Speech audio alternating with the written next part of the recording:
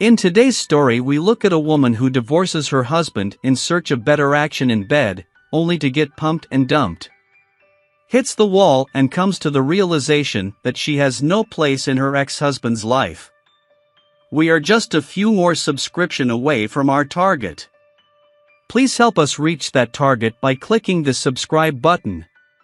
My name is Ted, I am 47-year-old and my ex-wife Kathy is currently 43-year-old. It all began when I was 27 years old, and Kathy was 24. We were both at a local music festival, and our paths crossed in a way that felt like destiny. The festival was buzzing with excitement, and the music was infectious. I found myself drawn to a particular band playing on the main stage, and as I joined the crowd, I noticed a group of friends who seemed to be enjoying the music as much as I was. Kathy was among them, her eyes sparkling with the same enthusiasm that had drawn me in. Feeling a burst of confidence, I struck up a conversation with Kathy and her friends. We chatted about our favorite bands, shared our festival experiences, and quickly discovered that we had a lot in common. Kathy had a magnetic personality, and her laughter was infectious. We couldn't stop talking, and it felt like we'd known each other for years rather than just a few minutes. As the festival continued, Kathy and I spent more time together. We danced, laughed, and enjoyed the music, creating memories that would last a lifetime. We even ventured to try some of the festival's unique food offerings, sharing the excitement of new tastes and experiences. By the end of the festival, it was clear that something special had sparked between us. We exchanged contact information, promising to stay in touch. In the weeks that followed, we went on more dates, exploring our shared interests and deepening our connection. Our love grew, and it was clear to both of us that we were meant to be together. After several years of being a couple, I decided to ask Kathy the most important question of my life. I took her back to the same music festival where we had first met, and there, amidst the music and festivities, I got down on one knee and asked her to marry me. With tears of joy in her eyes, Kathy said yes. 20 years later, we have one son who is working with me in our garage, two more who are 10 and 12 years old. Kathy used to work as a hairdresser and I used to work at an auto repair station. I happened to inherit that from my father, and after so many years I plan to retire from here. Coming back to my wife, she had always been a pillar of strength for me. And never in my life I thought one day we will be separated. Over a period of time, she has evolved from being a small-town girl to a metropolitan babe. Her dressing sense had evolved, she used to wear short skirts and some cleavage popping out. She has a good following on Instagram and TikTok. Being a hairdresser, she had to show off and look good on camera. I never was interested in social media and did not check what she was posting online. I just loved her company at home. Our live was good, so as I thought. On one fine day, Kathy came home and handed me an envelope, and it had divorce papers. I was shocked and felt like my entire house just collapsed on me head. I called my son and explained him what has happened. He was silent and told me that he does not want to talk about that. I guess he is more hurt than me. I tried reasoning with my wife and asked if there is something I had done or is there someone else that she wants to be with. To my surprise, she said that she wants to be free and work on herself. I could not understand what that means. I asked her to explain. She said that life had become boring and she needs some excitement in her life. She wants to meet new people and go places. I asked if she would not reconsider this for our kids. She said that the older one is already working and does not need mommy anymore. For the other two, she said that she will take care of them alone. I was worried for my kids. She has no experience with finances, and even though she has been working for such a long time, she makes me manage her finances. She did not pay any heed to any argument and just packed her bags and left for her new pad with my two kids. She was planning to leave me for quite some time, I guess. A few days later we got our divorce done and my eldest son came home and sat down with me. I hugged him and said I am sorry that I could not save my family. He consoled me and took me out for a drink. He made sure that I get back to the normal world. He helped me connect with the world again. A few days later I came across an account on TikTok that happened to be of my wife. I started to follow the account and one fine day video notification popped up. The title I Did It. She said.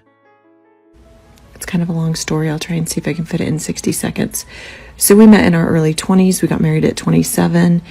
And we did not have the connection and the chemistry that we should have, if that makes sense, in like the bedroom. And I married the nice guy and he married the hot girl. And we were best friends. Got along so well. We did not fight. We got along so well. But after 14 years together, 12 years married, that lack of chemistry and connection became a huge hole in our marriage. And we filled it with other people. So it was just, our marriage had run its course and we had our kids together and that. I stopped midway and I was furious, lack of chemistry in bed. For heaven's sake, I pumped out 3 kids out of her. At 43 years of age, what action is she looking for? Does she want Chad and Tyrone pump her? That happens only in corn movies, not real life. I did not discuss this with my son as I felt ashamed of what my ex-wife was narrating in that video. A few days later I saw another video. She said. So my divorce post is not rare. Yeah, so did I know before I got married? Of course I did. I was 27 when I got married. I was 26 when I got engaged. You think you know everything in your 20s. And everyone had told me my entire life, passion fades, passion fades, passion fades. So I took that as you didn't need it. If it fades, why do you even need it? Better off to marry the nice guy, right? I had dated all the douchebags in my 20s and had my heart broken. So I was like, I'm going to go with the nice guy. And to be perfectly honest, he'd been a nerd in high school. He'd never gotten the pretty girls. And I think he married me because I was beautiful. I am beautiful, you know? And we were best friends. Best friends. And that carried us along for a long time. I was never a nerd. I was an amateur wrestler and also competed in kickboxing till an injury cut my career short. Yes, my wife is beautiful, no doubt. I was not happy with what she was putting on social media. If you have left me, leave me. Why do you keep talking about me? The last straw came 2 days later. In a new video she made some very weird statements. All right, here's a little story. Fellas, pay attention. So I don't just do hair, I actually own a salon. And one of my other stylists has a client, and every time she comes in to get her hair done, which isn't all the time, but it's often enough, her husband gets there hours before her to drop off a box of chocolates for her. This man leaves his home, goes to the chocolate store, which is 2 doors down, buys this woman a box of chocolates, and drops them off at the salon. So when his wife gets there, her stylist presents her with a box of chocolates, and she gets her hair done. Now, I don't need you to be exclusive with me, but I'm looking for that level of commitment. I'm looking for a man who's going to bring me chocolates to my hair appointment. Or coffee. Hypocrisy at the highest level. A woman who left her family is talking about commitments. I personally know the couple.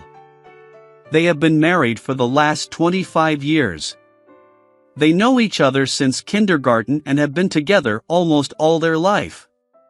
That is commitment. I had a discussion with my son and he suggested that I started dating again. I was surprised, and such a suggestion coming from my son was a bit awkward. However, I took his suggestion and installed a new dating app, and he helped me set up my account.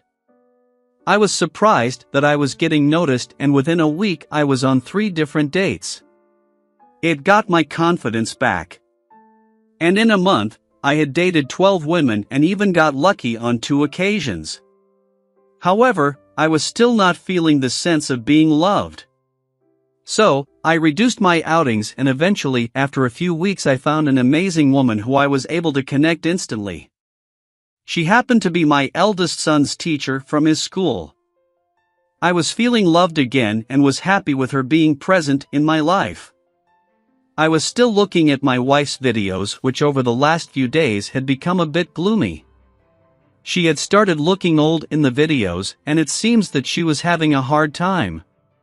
My son told me that she tried to reach out to him on several occasions, only to find that she wanted to get help around the household, like changing a bulb and moving furniture. He said that now he has started to ignore her calls. A few days later, another video surfaced. Always just trying to keep it real, but... And I'm not the lady who cries on TikTok, but sometimes being a single mom is hard.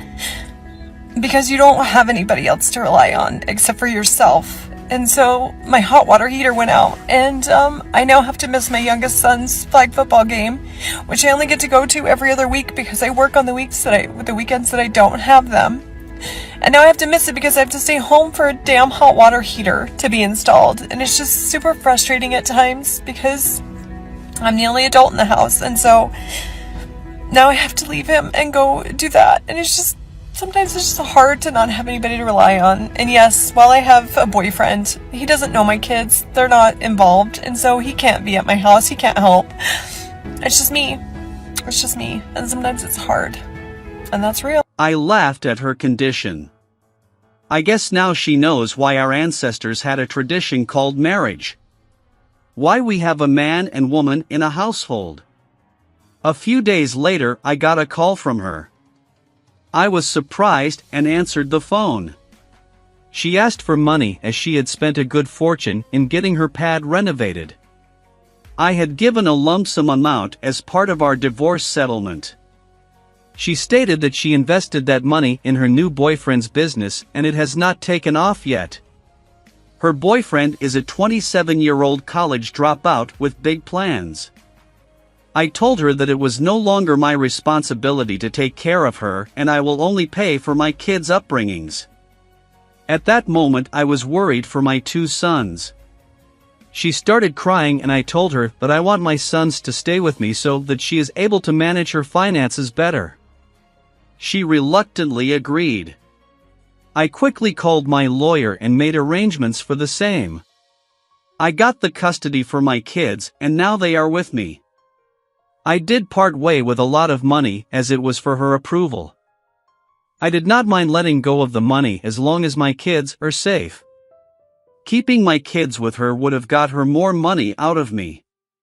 However, as I knew, she was never good with finances.